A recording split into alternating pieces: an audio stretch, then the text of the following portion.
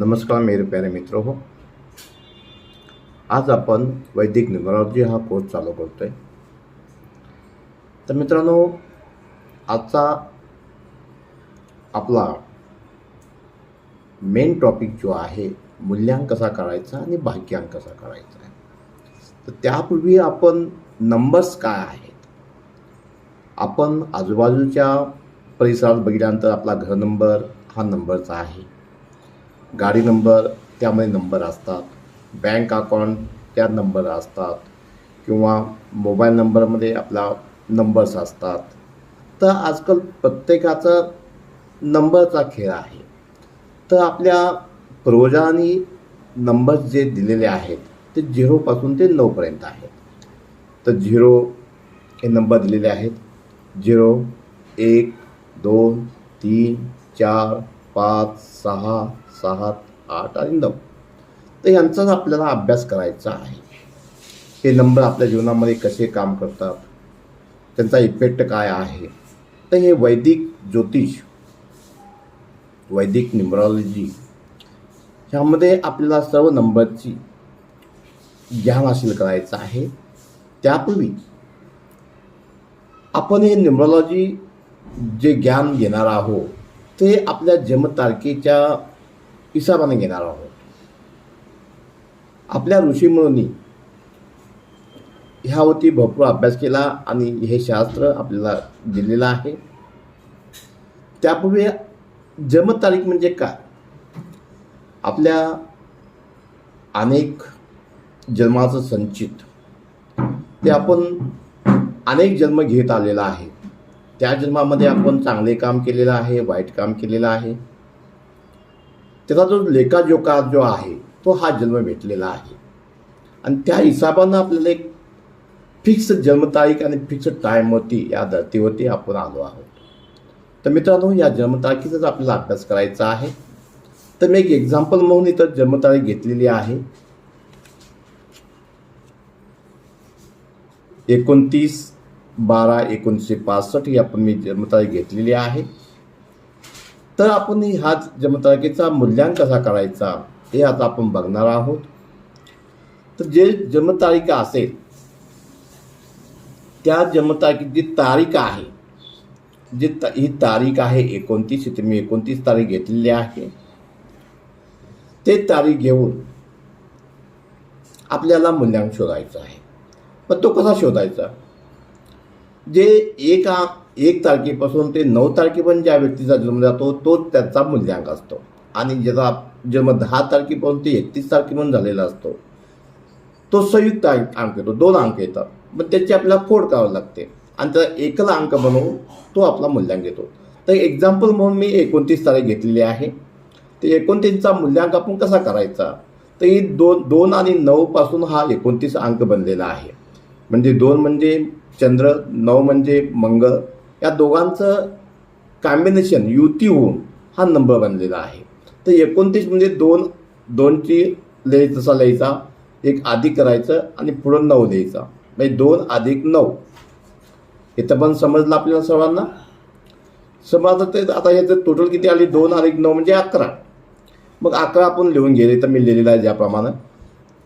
आता ह्या 11ची पण हा संयुक्त अंक आहे. आपल्याला 1 ते 9च्या फॉर्ममध्ये आणायचे आहेत. तर 1 अधिक 1 आपण मी केलेलं आहे. तर बघा, 1 अधिक 1 बरोबर 2. मग ह्या जातकाचा मूल्यांक आला 2. हा चंद्राचा अंक आला, म्हणजे मूनचा अंक आला. ह्याचा पण कोणाला शंका नसेल तर आपण पुढे जाऊया. मूल्यांक कसा करायचा हे सर्वांना आपल्याला समजलं असेल. नसेल समजलं तर तुम्ही कॉमेंटमध्ये लिहू शकता. आता आपला पुढचा जो चॅप्टर आहे, भाग्यांक कसा करायचा. तर भाग्यांसाठी आपल्याला जन्मतारीख पूर्ण घ्यावी लागेल. एक जन्मतारीख घ्यायची आहे, महिना घ्यायचा आहे आणि वर्ष घ्यायचं आहे. तर याप्रमाणे मी 2 इथं घेतलेला आहे. 9 अधिक 9 करायचं आहे, अधिक 1 करायचं आहे महिन्यातलं, अधिक 2 करायचं आहे. इथं पण आपण घेतलेलं आहे. नंतर अधिक करून वर्षाचा 1 1965चा 1 इथं अधिक केलेला आहे. +9 घेतलेला आहे, +6 घेतलेला आहे, +5 घेतलेला आहे. मग ह्या सर्वांना प्लस प्लस करत जायचं, अधिक चिन्ह करत जायचं आणि जी टोटल किती येते ते आपण काय करायचं आहे, आपण जी टोटल येते 35 या सर्वांची बेरीज करायची आहे. 35 आले. 35 हा अंक कसा आला, संयुक्त आला. तर हे जे म्हणतं मग आपण फोड करायचे, 3 + 5 म्हणजे किती झाले, टोटल केली तर किती येईल, 8 येईल. म्हणजे ह्या व्यक्तीचा जो भाग्यांक आहे 8 झाला. तर मित्रांनो, आजच्या ह्या व्हिडिओमध्ये आपण मूल्यांक कसा काढायचा शिकला, भाग्यांक कसा काढायचा शिकला. तर आपल्याला थोडंसं मूल्यांक काय काम करतो आणि भाग्यांक काय काम करतो हे मी आपल्याला इथं सांगणार आहे. आता ह्या गोष्टीतून मूल्यांक म्हणजे आपण स्वतः म्हणजे आपण दिसतो कसं, आपलं चरित्र कसं असणार आहे, आपलं मन कसं असणार आहे, आपण उंची असेल, मीडियम हाईट असेल किंवा उंची असेल, भरभक्कम असेल किंवा चंचल स्वभाव असेल किंवा भित्रा असेल, दानवीर असेल, चलक बुद्धीचा असेल, दयाळू असेल, परोपकारी असेल, क्रोधी असेल, हे सगळं आपल्या स्वतःबद्दलची माहिती मूल्यांक देत असतो. आता 2 मूल्यांक आहे. 2 म्हणजे चंद्र म्हणजे आई, पाणी. मग चंद्र म्हणजे एक जादा स्पीडचा ग्रह, म्हणजे जादा गती असलेला ग्रह, तुम्हाला सर्वांना माहिती आहे. तर त्याप्रमाणे ह्या व्यक्तीच्या सोचण्याची पद्धत ही जलद गतीनं असते, जास्त विचार करतात, म्हणजे कल्पनाशील असतात व्यक्ती. अशा व्यक्ती थोडा भावुक असतात, अशा व्यक्ती थोडासा कलाकार असतात किंवा अशा व्यक्ती परोपकारी असतात, दयाळू असतात.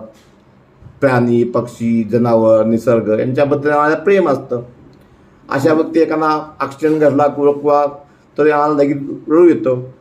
एखादी छोटीशी घटना सुखाची घडते ना, लगेच अंदाज सुरू होतात. तर ह्याप्रमाणे ह्या व्यक्ती आहेत.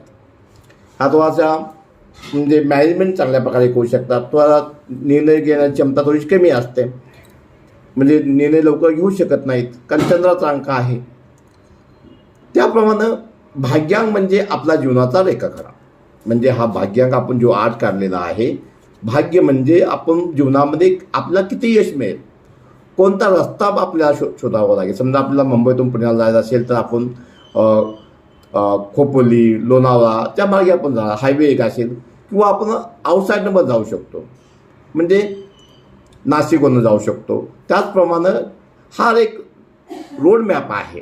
भाग्यांक आपल्याला काय सांगतो, तुम्ही जॉब करेल का बिझनेस कराल, कुठला जॉब केला तर कुठला करेल, बिझनेस केला तर कुठला येईल, हा जीवनाचा एक मॅप आहे. तुमचं जीवनाचं भाग्य आहे, ग्रोथ आहे. तर 8 अंक म्हणजे काय, ह्या जीवनामध्ये काय मिळेल, भाग्यांक आहे. याला जॉब काय घ्या तर हा म्हणजे वकील असू शकतो, न्यायाधीश असू शकतो, एक हार्ड वर्कर पण असू शकतो, कारण शनी हा एक मेहनती ग्रह आहे. जज असू शकतो, न्यायाधीश असू शकतो, डिसिप्लिनवाला व्यक्ती आहे, कंटिन्यूस काम करण्यावाला आहे. त्यानंतर हा व्यक्ती म्हणजे खोटं नाही बोलणार, याला खरं बोलायचं आणि तो समाजापासून वेगळा राहू शकतो. कुठले काम हातातून लवकर सोडत नाही. आता या जॉब कुठले एक जज बनू शकतो, वकील बनू शकतो, लोखंड काम, खनिजं कोळशाचं काम, ऑइल फॅक्टरीमध्ये, किंवा भंगार, किंवा फॅक्टरी असेल, किंवा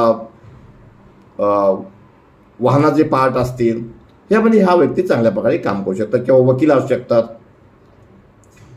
किंवा मेहनती जिथं मेहनत पाहिजे अशा व्यक्ती तर काम करू शकतात.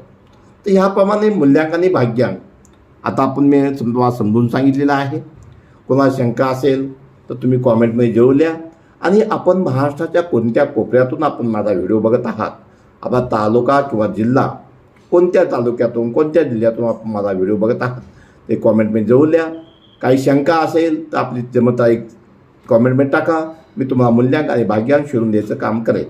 पुढच्या व्हिडिओमध्ये आपण सर्व मूल्यांकची माहिती घेणार आहोत. 1 ते 9 मूल्यांक असणाऱ्या व्यक्तीची माहिती घेणार आहोत. तर मित्रांनो, आपण माझ्या व्हिडिओला सबस्क्राईब करा, लाईक करा, शेअर करा. हेच माझी गुरुदक्षिणा आहे समजून.